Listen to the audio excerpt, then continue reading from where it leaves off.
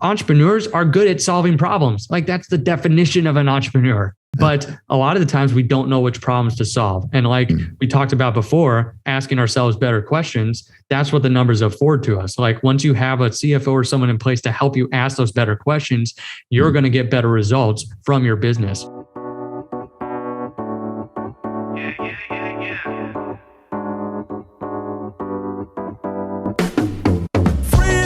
Welcome to the Going Long Podcast. We're back once again to continue to help to educate you so that you feel much more comfortable as well as confident investing beyond your backyard. I'm your host, Billy Keels, and I am super excited about today's conversation because this one is going to make a massive impact on you and your ability to gain more control over whatever it is that's important to you, whether that's time, whether that's location freedom, whether that's finances. You definitely are going to love today's conversation. So with that being stated, listen, a couple things. I want to go through this once again really quickly because the podcast continues to move up the charts, and that's thanks to you because you continue to download, you continue to share with your friends, with your family, and you continue to leave your honest written reviews as well as your ratings. And that's something that we really appreciate you sharing this podcast, continuing to download, continue to listen, and continue to take action. And if you have not had a chance yet on the Apple Podcast platform to leave an honest written review, take a couple seconds to do that, as well as a rating. Let us know what you like. Let us know what you want us to change, because we're here to consistently make this podcast better for you so that you get exactly what you need. So take just a couple seconds. We've made a little video for you, so it should be really, really easy. Leave your honest written review as well as ratings. Also, a number of you continue to ask, like, where do I go get the old podcast episodes and the videos and all this kind of stuff? Just go to billykeels.com. Once you're there, go to the podcast tab. You'll find every single episode that's ever been released, the show notes, the videos, the audio, all that kind of stuff. So just go to billykeels.com. Once you're there, go to the podcast tab and you'll be able to pick it up and you will get exactly what you need. And then lastly, a number of you that are accredited investors, you want to be a part of a very awesome group of people that are talking about things that accredited investors are talking about, that are wanting to have exposure to new deals for like 506Cs and things like that, which are like for accredited investors exclusively. Listen, send me an email. Just send it to AI Club. That's for Accredited Investors Club. AIClub@billykeels.com. Send me the email. Just put it in the title that you want to know more about the club. It's AIClub@billykeels.com. Just send an email. You and I will connect. We'll talk about it. We'll get you as part of the group. And we'll continue the conversations. We're just getting started. So, it's a great time to get involved and be a part of it. So AIClub@billykeels.com, and we'll get started and we will chat with you. Wow. Today's conversation. You've ever wondered, like, where are a bookkeeper and a CPA, and how are they going to help you drive your business forward or your investing goals forward? Well, there's a figure called a CFO, a Chief Financial Officer, that can really help to bring all this stuff together. And today's guest really has lots of experience in this area. I mean, this is a guy who started in the railroad, like as a machinist in the railroad industry, had a lot of extra free time, started really diving into books. He came across one of these purple books that one of his friends recommended. And I know you all know what that purple book is. And it really had a positive impact on his mindset. Took him down a road where he said, hey, listen, I want to find out more about real estate. He found out about real estate.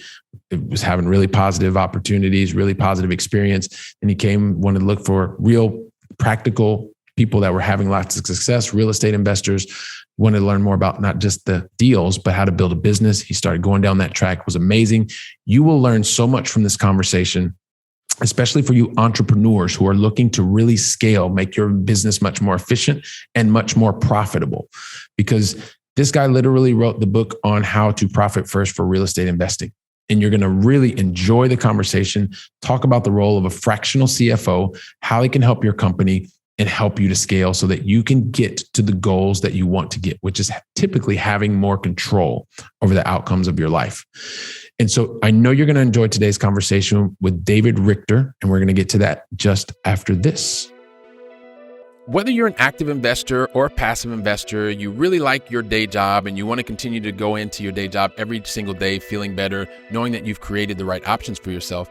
At the same time, you just don't have enough time to really get your head around, spend all the hours investing long distance. Well, One way or the other, over the last number of years that I have been investing long distance, I've really understood a number of the major mistakes that you should avoid if you want to get to creating the right options for yourself much faster and being able to create more income sooner. And if you want to do that, if you want to understand more about that, I've made it really, really simple. You can just go to billykeels.com/7 mistakes to avoid. You can learn all the things that the 7 major mistakes that I've seen over and over again that I want you to avoid. Once again, you can go to billykeels.com/7 mistakes to avoid. If you want to better understand the importance of having a strategic financial partner on your team, then guess what? Today's the conversation that I'm going to recommend that you listen to until the very last word. You know why? Because today's guest, well, he's not only a passionate husband as well as father. He started his professional career, get this, in the railroad industry. Yeah, the railroad industry. And I'm sure that that's helping him do a lot of different things today. And I'm sure he's going to tell us about that. He then continued and got into more and more of the tangible asset space with real estate investing. You know, he was even at a point where he was going from like doing 5 deals a month. And then he accelerated that to a point where he was doing 25 plus deals a month. Like, I cannot wait for him to tell us more about this and the impact that must have had on him. You know what? He also has put his hat on from an operational hat. He was a C.O.O. of the company. So he really got the operational vision of what was happening. He then went on to, got into some other things, and he became an author, and he wrote a book called The Profit First for Real Estate Investing. And he is the founder of Simple C.F.O. Solutions. It gives me great pleasure to welcome to today's conversation, Mr. David Richter. David, welcome to the show, man. Thank you. Thank you so much for having me on. Man, this is going to be so awesome. You have done so many awesome things and had so many different insights and really understanding not just the tangible world. You've been able to mesh that with operational expertise and also the finances and being able to bring it all together. And I know we're going to get so much out of today's conversation. So as you know, David, I like to ask everybody at least the same 5 questions. You're going to get 2 in the beginning. You're going to get 3 in the end. And then in the middle, like, I'm probably going to ask you a lot of questions. I just don't know what those questions are yet. I'm good. Yeah. So here's the thing. I would love for you to help us understand, where do you live in the United States? So I live in Florida, near Orlando area, St. Cloud, Florida, which is about 35, 40 minutes from Disney World. So if you know where Disney World is, that's about where we live. And it's a beautiful area. We're recording this in December. So I really like living here now in the wintertime versus where I used to live in Chicago, outside of Chicago. So I wonder why that is. Christmas. Yeah, right. You know what I love, David? Whenever anyone says Orlando and it's like the wintertime, there's always this extra smile on everyone's face. So if you're not watching the video version, definitely rewind it or check out the very beginning in the video version, because David's smile is like huge. Yes, indeed. I love it. Which I think is fantastic. So the other thing is, help us with question number 2 is really get us started off with some positivity. What's the most positive thing that's happened to you in the last 24 hours, David? Probably this morning I had my C.F.O. meeting where we do a weekly huddle with everyone, and it was we're shooting this episode right around the Christmas holidays, and we kind of had a holiday / Christmas party via Zoom with our team since we're all virtual, and it was a lot of fun, and there was a lot of positivity going on, a lot of laughter. One of the guys showed up with he had cut out an Amazon receipt like in the shape of a Santa beard and taped it to his face, and it was very festive. It was hilarious. So we got a big kick out of that, and just, we like to have a lot of fun. And this was kind of one of those fun meetings instead of like a training or whatnot. So that was a lot of fun today. Oh man, that's really, really nice when you can get the team together, have some laughs. I mean, you're able to speak business and things like that, but be able to enjoy it and spend some quality time together. So I appreciate you sharing that with us. Yeah, for sure. And listen, David, so the Going Long family knows this already, but I give myself like this really impossible task of trying to tell your entire backstory in like 6.5 seconds. Right. Never going to happen, right? Never, ever going to happen. So could you do me and the entire Going Long family a favor? Could you please share your backstory in your own words? I do have one kind of little request though. The one request I have is, could you also share with us, like, talk about some of the major decisions that you made to get to this point in your journey. And then you and I'll take the conversation and see where it goes from there. Sure. So I was born at an early age. Just kidding. Not going to go that far back. That was the best decision I made. No, not at all. So here we go. I'm always an avid reader, been a very avid reader my whole life. And in college, I was working, like you had mentioned, in the railroad industry as a machinist. But the greatest thing about that job was there was a lot of downtime in between like the different things that I had to cut. So I was able to read. I read a ton. I was like in the night shift. This was during college. So trying to go to school during the day, work at night. And I was able to read a ton. That's where one of my best friends at that time gave me the book Rich Dad, Poor Dad, and by Robert Kiyosaki. And there it was. That was game over from there. Like the mindset has now been changed and I can never go back. Never. So that was the first big monumental thing of like mindset shift in my life. Then from there, I would say I actually went out like a month or two later and bought my first house. This was about 10 years ago now. It was on 12/12/12. I'll never forget that day. So I bought my first house, fixed it up. It was a fixer upper. So I bought it off the MLS, the multiple listings service, where we have a bunch of, for sale properties. And back then in 2012, in our market, in the U.S. economy was still hurting, like in the housing market. So there were still a lot of houses on there, very cheaply priced. So I picked one up and fixed it up, then rented it out for a few months and cash flowed that property.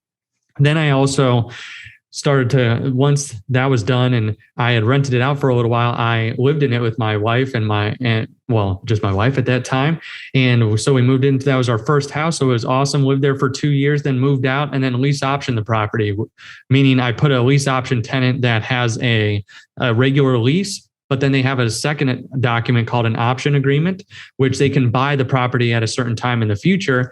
Well, this guy was super tenant, like paid early, and then 6 months later cashed me out with the option agreement, got a loan from the bank and cashed me out. So I was like, this is nice. I really like this. And with the tax law, if you live in a property 2 out of 5 years, you don't have to pay capital gains tax either. So that was really nice too. So getting that check and knowing it was all mine and didn't have to pay any taxes on it. So that's what got me into another decision of I want to seek out a real estate investor who's in our area that's doing deals. And I want to learn from them and learn the business side and not just the deal side, but like the business side as well. So then I started working with a real estate investor outside. This is when I was living outside of Chicago in Northwest Indiana. So about 30 minutes from downtown. So right on the state line of Indiana, and started working with an investor there. And that's where I saw they were doing about 5 deals a month. And we scaled it over the next 5 years to about 25 deals a month. And I got to sit in all the different seats in a real estate company. So that was really fun, from acquiring the properties to selling the properties, property management and managing rentals to project management, managing rehabs to transaction coordination, making sure the deal is closed to the finance seat. So I got to sit in a lot of the different seats, and that was very eye-opening because then I got like the 5-year crash course of small business and how it runs and the different seats inside of there and like why they're all important. So that was a really big time in my life too, because I don't feel like it was just I was working a job. It was more like I was getting an education, because at the same time, I was able to buy deals from the company as well too. So that was another big decision, was buying more deals and actually seeing my portfolio grow and get a little portfolio of rental properties and having the cash flow and like seeing that side of it actually work now too. So got an incredible experience there. That's where I got started in real estate. So that was one of the big things in my life. Mm-hmm.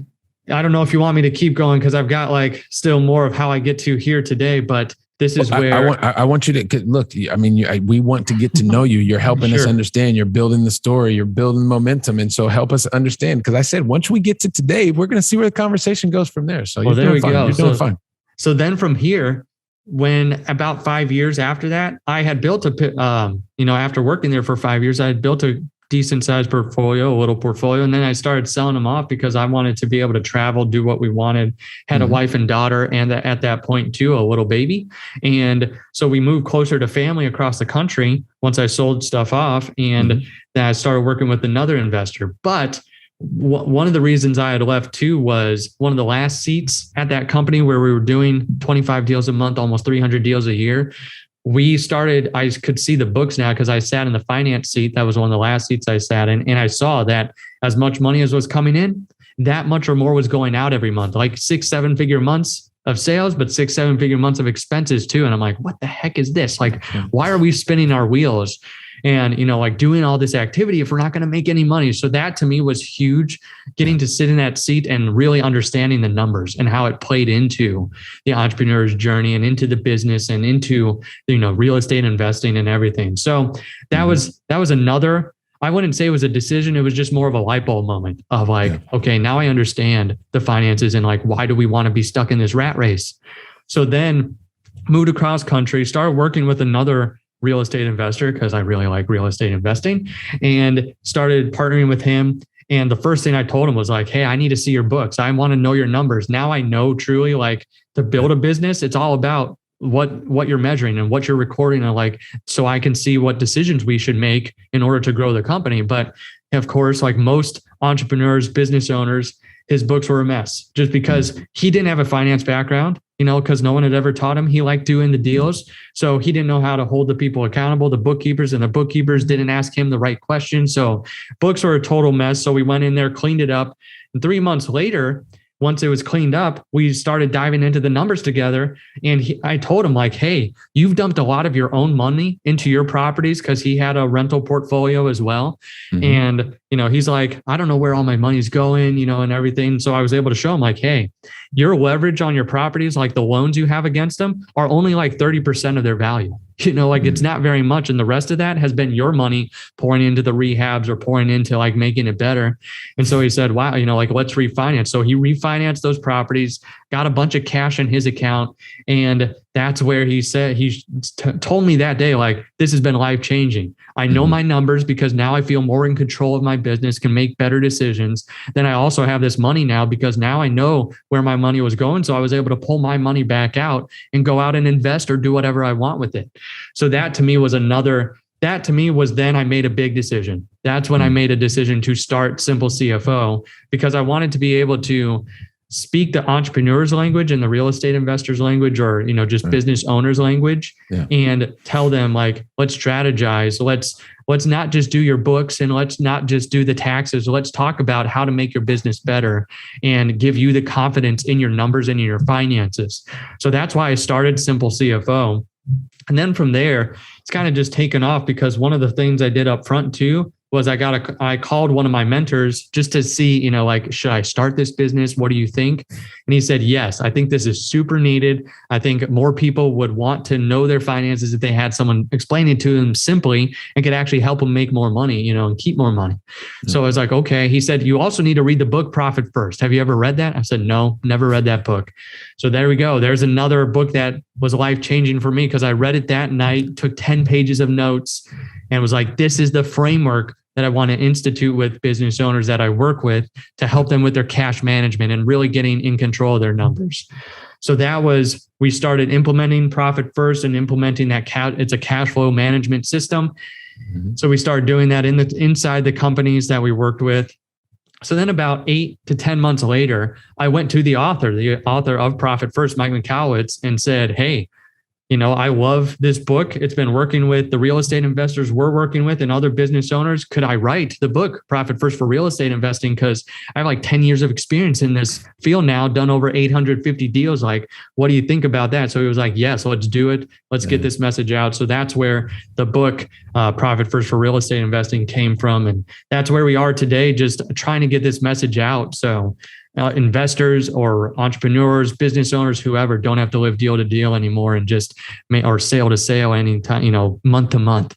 So that's what the core message is. So now just trying to get that message out as much as possible. So that's who I am, my background, real estate investing, and now on the financial side, helping people understand their finances and make better decisions. And you know what I love about this whole story, David, is that it's not even who you are. It's just like a small portion of who you are. That's the really cool part about this whole story. Yep. And just think, man, you got started by reading some books in college when you were having time in college, and now you're a published author, which is fantastic. Yeah. Yes, indeed. So you shared a lot of different things as you brought us along in your journey, and we're going to continue the journey here. But before we go forward, I want to go back because something that you said to me earlier really struck me, because you mentioned that you were in real estate and you were doing deals, but you actually wanted to work with a real estate investor because you didn't want to just learn about the deals. You also wanted to learn about the business, which I think is phenomenal, right? Because this is a business, but most people just think about the deals. So most people don't think early on, like, I want to learn both. What do you think it was that was within you that was like, I got to learn both, and this is the reason why? Here we go again. The books. I was reading so much because once I read Rich Dad Poor Dad, I started reading other types of business books and thinking like, I don't need to just learn how to do deals and how to do real estate. I need to learn how to manage a business and work with people and, figure out the numbers and things like that too. So I have to credit it a lot to good people pouring into my life. I've been very blessed my whole life with amazing people around me. And then having good books, reading good books, and getting those, asking better questions of myself at an earlier age. So that's where I think books gave me that opportunity to unlock the mindset. But then what that really does is it makes you ask better questions. So I think that's where it really stemmed from. Yeah, I love that. One of the things that they say, one of my mentors, he always says, if you want better answers, you got to ask better questions. It's pretty simple. It's a pretty simple formula. So also too, so I appreciate you helping us understand that. And a lot of it is not just the reading, but then taking the readings that you have and putting it into practice, right? So that you can actually go from theory to practical knowledge, which then becomes experience. And you can not only help yourself, more importantly, help others as well. One of the things that we love talking about here is being able to help people feel comfortable and confident investing beyond your backyard. You talked about mindset earlier, and that is really the whole premise here. And so, listen, David, I take it to an extreme because I live in Europe. As you know, I live in Barcelona, Spain, and I invest exclusively back in the United States, right?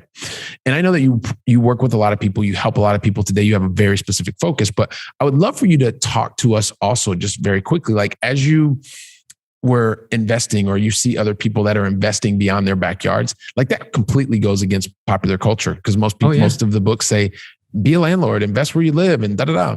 You're a numbers guy. Why do you think people would decide to go against popular culture and invest in a place that's not in their backyard so that, why would they even consider doing that?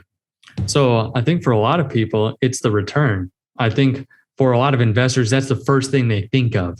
I shouldn't say it's the most advantageous thing of it, but one of the things is like if you live in California, you are probably, you might not cash flow as much or as a better percentage as in Northwest Indiana or some of these different local markets that are, that more rural or whatnot that can get a better return and have, decent housing for like $100,000, like that you could get a 3-bed, 2-bath house, for a pretty, relatively cheap rate. So that's where I think why a lot of people do it. I'd also say too, because I see a lot of real estate investors, one of the things is if you are investing long-term, you have to have good people and good systems. And that's where it's like you are forcing yourself now to not be there. You can't go and check on the property. You're not going to fly to the US every single week to check on your properties or every single month, check on your properties. Exactly. So what I love about it, long-term investing, is that it forces you to become very efficient and productive with your investments and getting those right people in place and getting the right systems. So that way it takes as little of your time and you're managing the managers or managing the systems in place. So I think that's another huge benefit of investing, and investing across multiple markets in multiple different areas and being like that. And I've just seen a lot of people be successful doing the virtual real estate investing. So doing it, living one place and doing it anywhere else. Yeah. Okay. And that makes a lot of sense in being able to have that. A lot of people talk about the financial returns initially. And then one of the other things that has been a big theme. And as you told your backstory, was really being able to have more control over whatever is important to you. If that is a financial outcome, if that is time, if that is whatever the case may be, if maybe it's having more control of where you live or where you spend your time, right? Which is a point. Do you want to build on that? No, yeah, I 100% agree on that, because what people are looking for is that everyone wants financial freedom, wants time freedom, wants that. And I think investing for going on, go in a very far away place makes you and forces you to have that and to have those systems. So that way, because it's almost like the scarcity mindset, how that can hurt you, accumulating the wealth and like tracking, if you're just always worried about, like that next deal, or you're always worried about that next whatever. It's like, well, no, what's the bigger picture here? And the bigger picture for most people is that time freedom and that time, and the financial freedom. So, and I think investing over the long space like that it forces you to be like, okay, I have to get this in order to have the lifestyle and live where I want to, invest where I want to. So yeah, I mean, that's definitely the nail on the head there. Yeah. Okay. Love that. Wow, don't you just love this conversation? This is amazing. This is fantastic. And so just really quickly, I just wanted to remind you, for those of you that are looking to create more options for yourself, get there faster, and do that with long distance investing, make sure that you go to billykeels.com/7 mistakes to avoid, so that you can avoid all those mistakes, get to your goals faster and sooner. Once again, that's billykeels.com/7 mistakes to avoid. Now back to the conversation. So listen, let's pivot a little bit, because this is one of the things, and with your expertise, that the Going Long family is going to learn so much today, right? Yeah. And most people know I've worked for a really, really large enterprise software company, and so the role of the CFO typically is one of the roles that we love being able to speak to help them with their key performance indicators and help their organizations be much more streamlined and much more efficient. But there may be some people that are listening today that they don't even really know what a CFO is. So if we can just start like at the basic level, like what exactly is a CFO, David, and why are we talking about them? How are they going to make our lives better? Sure. So it stands for Chief Financial Officer. So let's get that out of the way, the most basic definition there. And let me do it like this in an analogy. So at a hospital, you've got the nurse, where she checks on you every day, make sure your numbers are up to date, your charts, everything is good, and checks on you. That's like a daily occurrence. That's kind of like a bookkeeper in your company, making sure transactions are up to date daily, making sure that the business and the numbers are good. So then you've got the CPA, who's kind of like the specialist. They're like the one that you go to and have this specific thing done, this taxes, or, like if you have rentals, cost segregation, like they're doing specific functions for the real estate investor, or for a business owner on the tax side. Then the CFO is kind of like the doctor. Is the doctor there to recommend a specialist for you, or to make sure your bookkeeper and your nurse are doing well, and then making sure that you overall are financially healthy, or like healthy overall as well too. So they're there to ask the deep questions, to probe, to get to know you, who you are, and make sure that the outcomes are what you're wanting and what you're needing as well too. So that is a good analogy of it. They're more of a financial strategist of like where the tax person, the CPA, might be worried more about like, are these right for the IRS? This CFO is like, are you making money? Like, are you making money, and are you keeping that money? And are we doing the best things to grow to where you want to? Are we achieving the financial objectives?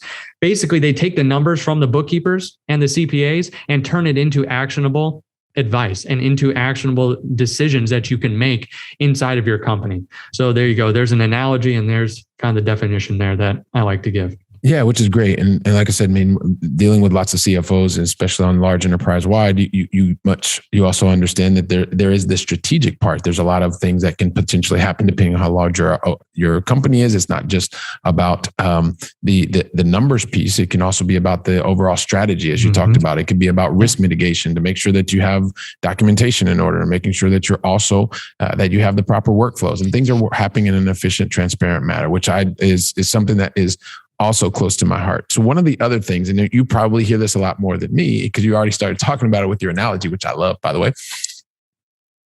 Hey, you know what, David? I already have a bookkeeper. Hey, David, I have a bookkeeper and a CPA. Why would I ever need the CFO? Like, isn't that just going to be much more costs for me instead of like, they're already doing that stuff. Why do I need a CFO?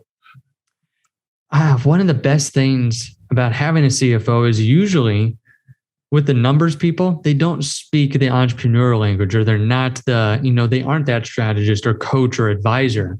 That's where a lot of entrepreneurs, big or small, doesn't matter, like to keep their numbers people at arm's length, because it's probably one of the least taught and educated inside of just business in general, because the business owner loves to do the deal. Like we were talking about, they're like the E-Myth, or, like these different things where we hear about, they like baking the cake. They don't care about the process of the cake, or like what, our profit margins here or that. They're not the numbers people. So that's number one. There's already an aversion to that side because we're not educated on that side, or like it's not mainstream, education. Like there are webinars and things like on sales and marketing and like all those different sides.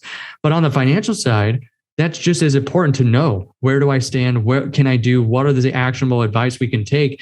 And that's where a CFO is more like to be on the leadership team with you, to make sure you have the right bookkeeper and they're getting the numbers to you, and that you're using those numbers to have actionable advice. And then the CPA is doing everything to make sure that you have the lowest possible tax liability, especially if you have real estate and if you're doing rentals and can do cost segregation and whatnot. But they're there to be the business partner from the financial aspect, making sure that you are able to free up your time to do what you do best as the owner. And that's, the sales, the marketing, putting the pieces together, and then using the actionable advice from what the numbers are telling you, and what, like you even mentioned, like the risk and everything, and making sure that we're capitalizing on every opportunity, and that we're also able to keep money as well too, that we're able to actually grow the company and not always be floundering and like just having to have that next deal. So they're really in between there to manage the financial side of the business, that financial silo.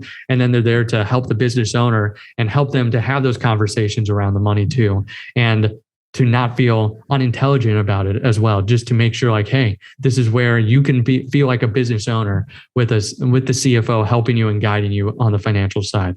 And I love that you just said that, because I was going to say, how often do you see that maybe someone that just wants to start to engage with a CFO, especially as a business owner or someone who is, thinking to grow their portfolio, right? Is sometimes you don't ask questions because you don't feel comfortable, or you don't know what question to ask. Right. So how much have you seen the value of having a CFO or a fractional CFO, as you talk about, can add confidence just to the business owner in terms of being able to know what questions to actually ask of not just the CPA or the bookkeeper, but other strategic partners, like someone who's leading the marketing or leading the sales side of the house. Right. That's the true value there. Is one of the biggest mistakes we see is that most entrepreneurs just ignore the financial side because there's the lack of education and the fear around it. And like, just, I don't want to look at that, and I totally get it, because most aren't the numbers people. Yeah. So that's where having the CFO to say, here's the numbers, here's what we can do with them, here's the questions we can ask ourselves, here's the return on your marketing spend, like for these different areas. Should we cut this one off that's not returning like these other ones? And should we pour more money into that? So being able to see from data and from those numbers, rather than just the gut feeling, I think this is a good opportunity, or I think this is good. It's like, no, here's the numbers that will help guide us and get us to where we really want to be. And, like we've mentioned several times, we want to feel in control as the business owner. And until you're able to talk about the money and really know what's going on inside the business, I feel like that's one of the biggest areas where entrepreneurs, business owners don't feel in control. They don't feel in control of the finances and the money. Yeah. And so how much of what you do, right, as and helping business owners, because I'm just thinking, so let's say, hey, listen, I've got this, I work okay with my CPA. My CPA is doing well. Like, I'm just thinking as a business owner out loud, hey, this works pretty well. I'm listening to David. Sounds okay. It starts to make sense. I've got a bookkeeper who's really, really doing well. Love the organization. And how are they going to actually bring in this new figure in that's kind of, I guess, are they really looking over their shoulders for both the bookkeeper and the CPA, and how you manage this new person coming in to be a part of the team potentially? Yeah. So then we always make sure, especially with our team, that those are some of the first conversations. Like, we're here to help. We're not here to, step on your lane or step on your rug. Like, we're here to help you and to support you. Because up to that point, probably the bookkeeper and CPA haven't gotten everything from the entrepreneur as well too. So it's like, hey, we're here to bridge that gap, but we also are here to do the strategy with the owner too. So we need to make sure we're getting the things from you, but also that you're getting the things from them as well. So it's like playing the win-win side, because that's really what we're there to do, and to help from each angle to help us, support the business owner and the entrepreneur.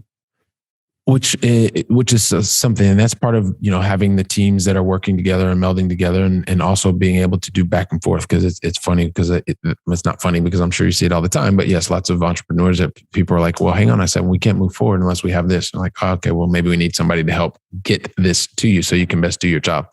One of the other things that actually came into my mind as well, and I would love your perspective on this, because you have your bookkeepers and your CPAs that are typically maybe looking backwards, and then you have potentially your CFO that's looking in a different direction. So what would you say like the CFO's role is in terms of either looking from where you are today to the past, or looking from where you are today to the future? Right. I would say it encompasses all. Like, what have we seen in the past in our trends, and how we turn that into future dollars and forecasting, making sure that, okay, this is what we're forecasting out, what we need to plan around, and are we actually going to hit these numbers, and making sure that, okay, we are on the right trends and on the right track of where we want to go as a business. So yes, I feel like a lot of that other part is the past data, like for bookkeeping and for CPAs, which, I mean, that's just the nature of their job. And then the CFO is like, here we go. How can we help you into the future? So it should be like the past stuff. What are we doing right now, and managing that? A lot of the cash flow management is about how do we manage that today, what's coming in, and then the future, that's, looking forward to the future and forecasting, making sure that we're actually hitting our targets of where we want to go. Fantastic. And once again, the idea here as a Go Along family is David is helping you to understand that these different roles, when melded together properly, help the business owner continue to move the enterprise, the organization forward in the most efficient as well as effective way possible. So one other thing, David, is really around, and this is probably more from my background, things like that as well, but we've talked about numbers, we've talked about some of the risk stuff, but help us talk about the CFO's role in terms of making sure that things are efficient or automated as possible, and how that also can be a key factor when you're looking for that right person for your organization as a CFO. I feel like that's where a lot of people with the bookkeeper or CPA miss the fact that they're not there usually to increase the efficiency of your business, like in their role. Now, right. You might bring them on so you don't have to do that role, which is all a huge efficiency there, but they're not there to make the processes usually better and more streamlined. Where a CFO should come in and say, okay, this is how you're doing the books. Okay, we need to switch you over from desktop to online, or we need to have you start with a bill.com so that way we're not writing checks every single week, and we can do this streamlined as much as possible, or like systems to put in place. So yes, they're also there to make sure that the CFO is there to make sure that the systems and the efficiency increase as well, and using as much automation as possible. Fantastic. So appreciate that. And also too, I mean, what are, just in terms of the typical client they're thinking, oh my gosh, I didn't even know that this existed. David, this is amazing, man. Like, talk to us about who is the typical client. What big challenge are they having when they finally get to your door and they're saying, David, I'm in trouble, man. I'm just swamped. So a couple things. One is if they start to build that team and they have no numbers in place, like they don't even know, no one's either putting that in place, or they've got a huge mess to clean up and on the financial side, and they're like, I don't want to touch this at all. I have no idea what's going on. Can you help me get control back? Other big one is the cash flow management. Like, sorry, David, I'm just going to stop you there, because this is really important before we get to the cash flow management. Because of the business owners that are listening and watching, it's really important what David just said. It's okay if you don't have your numbers in place. Well, it's not great, but this is one of the reasons. Don't just let that continue to go on. Like, that is why David and his team, his company, and others like him are here. If you're in the situation, now's the time to actually stop the hurt. This is the time to say, hey, look, this is out of control. I need help. Don't just let it keep going, because then it's going to get out of control and it's going to get really, really bad. So sorry, David, you just said that, but I think sometimes, entrepreneur-minded people are like, no, but that's okay. I don't want to tell people that things aren't working well. Well, that's what he's here for. Exactly. And most people think they can scale out of their problems, like more sales equals like, okay, I still give my shoebox full of receipts to my accountant and I have no idea what my numbers are, but as long as we're making sales and there's money in account, that's okay, right? Yeah, it's good until there's a bear market or until something happens in your personal life or something happens in the business, like your best employee gets up and walks out and now you're not, your best salesperson walks out and now you're not making the sales. Mm-hmm. That's where a lot of people think you can scale or the sales will take care of that. But if you can't scale your way out of a problem, like you just scale the problem. So we have to make sure we know what those problems are. And that's what the numbers do. Entrepreneurs are good at solving problems. Like that's the definition of an entrepreneur, is to solve problems. But a lot of the times we don't know which problems to solve. And like we talked about before, asking ourselves better questions, that's what the numbers afford to us. Like once you have a CFO or someone in place to help you ask those better questions, you're going to get better results from your business, from any angle that you now want to analyze. So yeah, huge on that. That's where if you're doing this shoebox full of receipts right now, I'm sure you're losing out on money that you're already making. So make sure we're going, get that in order. And a lot of people come to me, 98% of my calls are like that, with people. So you're in the majority if you're listening to that and that's your situation. Yeah. Then that second portion is the cash flow, like knowing, like I was doing with the 25 deals, like we're rich one day and poor the next, like where's all the money going, and that's just getting a handle on, we're making a lot of sales, but I don't understand. Or like our profit and loss shows profit, but I don't see any cash in my account. It's like getting a real handle on how the cash flows through the business. Awesome. This is fantastic, man. Really appreciate that. The thing is, David, like the conversations, they like fly by all the time, but yes, they do. Like we got to get to the going long final three. And here's the thing. Do it. I never ask anybody the going long final three. And today you're the guest. So I'm going to ask you, I don't ask you unless you tell me that you're ready. So are you ready? I'm ready. Let's do it.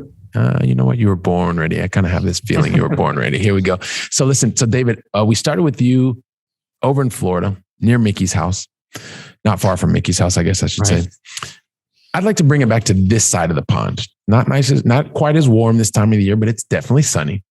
And I would love for you to share with the Going Long family, what is your favorite European city that you've either visited or is still on your bucket list to visit? Bucket list to visit is Rome. I want to go to Rome. So beautiful city. Beautiful.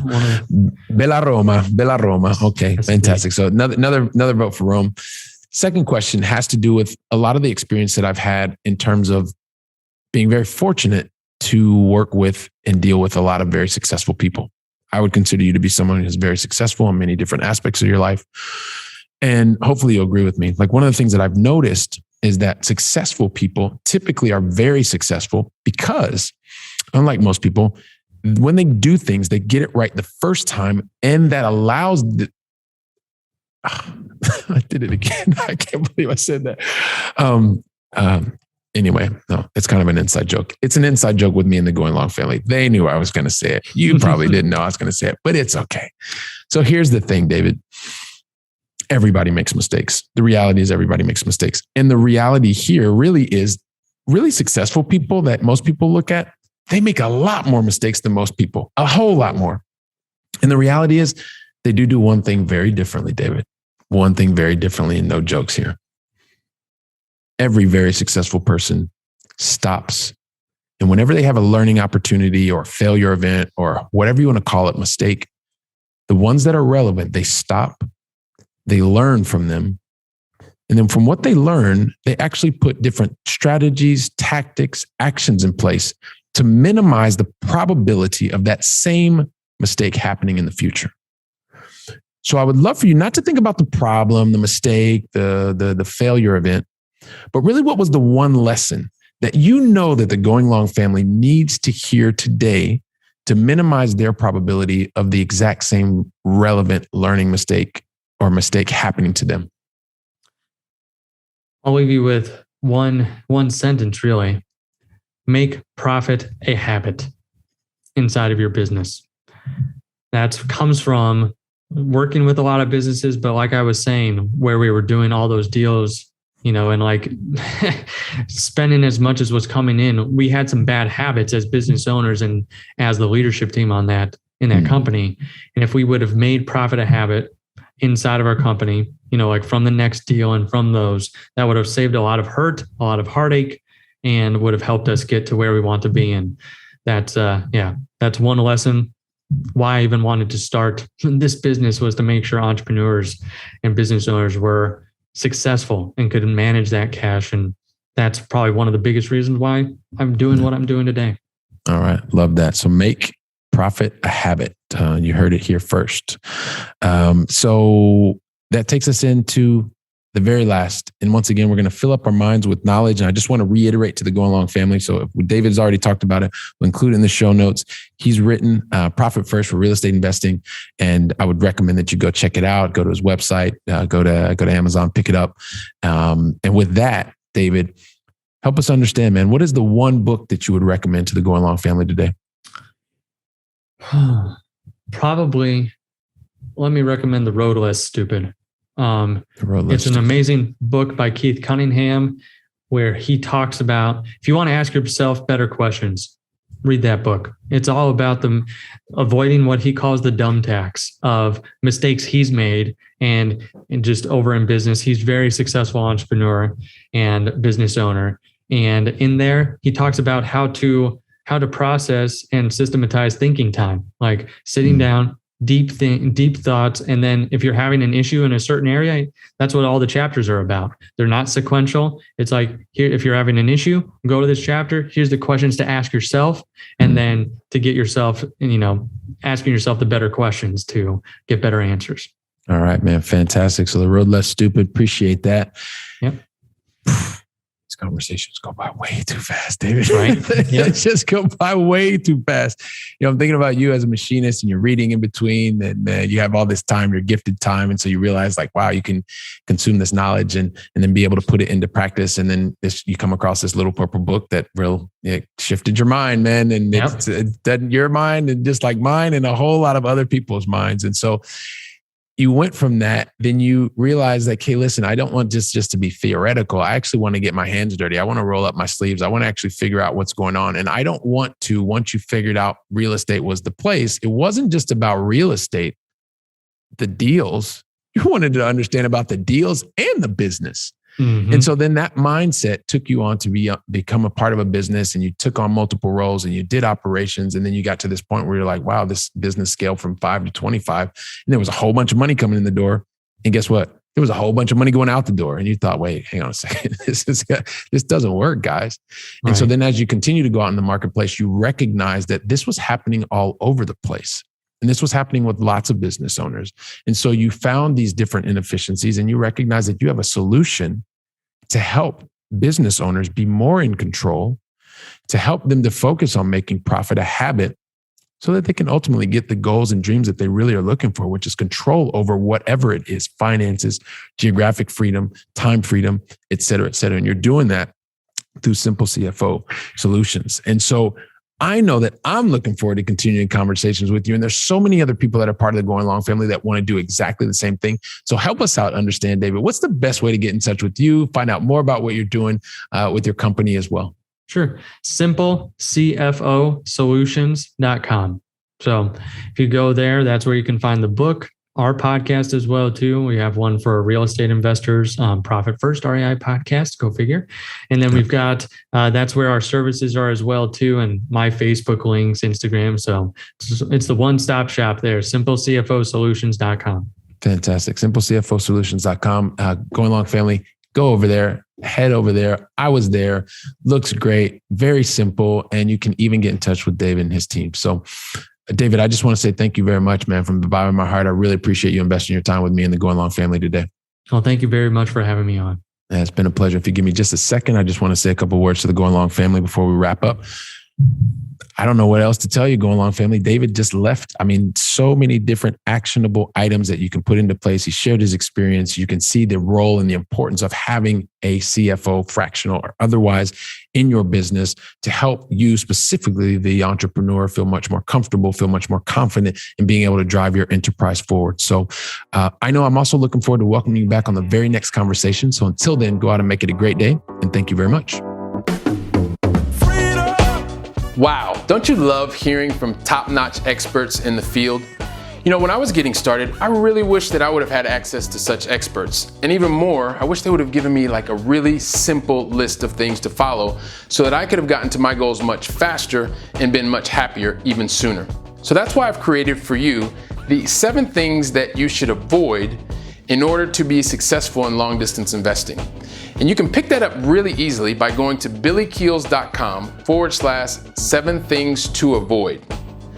And also, if you liked today's episode, don't forget to leave a 5-star review. I'm looking forward to seeing you on our very next episode, so go out and make it a great day.